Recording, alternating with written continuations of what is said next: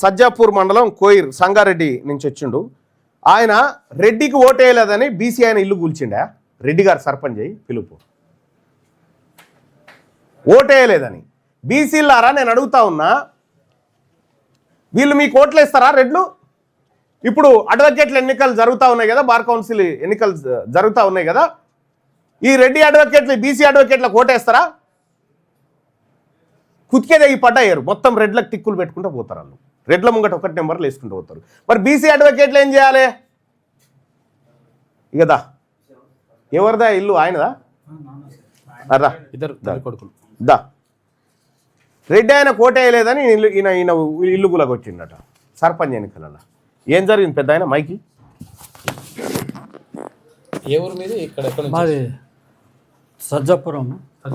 నా పేరు Ramulu, bagger Ramulu, coir మండలు, సంగారెడ్డి జిల్లా.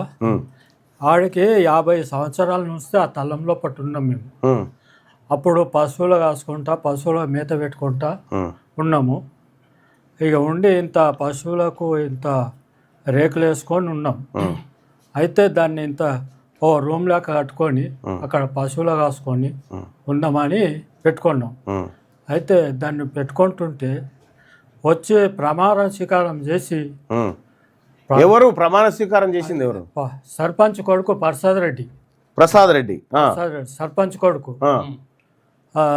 ప్రమాణ స్వీకారం చేసి వచ్చి చక్కగా వచ్చి జేసీపీ ఆడనే పెట్టి జేసీపీతో గుల కొట్టేసి మొత్తం మేము కాళ్ళ మీద పడితే కూడా మాకు ఇక్కడ దొబ్బి, మా అమ్మను దొబ్బి, అందరిని దొబ్బేసి ఇది చేసి మాకు ఇట్లా అడ్డం ఇది చేస్తే కూడా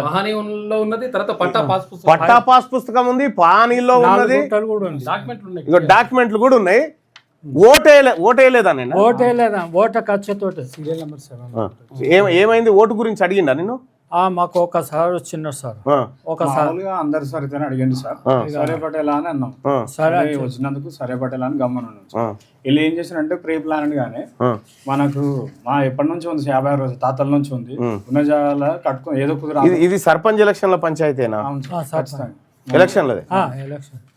ఎలక్షన్ అయిన రోజు గెలిచి ప్రమాణ స్వీకారం చేసే రోజే రెడ్డి గారు పోగానే మనోంది షెడ్డు గిడ్డంతా ఊడబిక్కి బయటేసిండట. ఇగో ఇది ఇక బీసీలారా, ఎస్సీలారా, ఎస్టీలారా, మైనార్టీ సోదరులారా, వాళ్ళ చేతిలో అధికారం ఉంటే జేసీబీ ఉంది.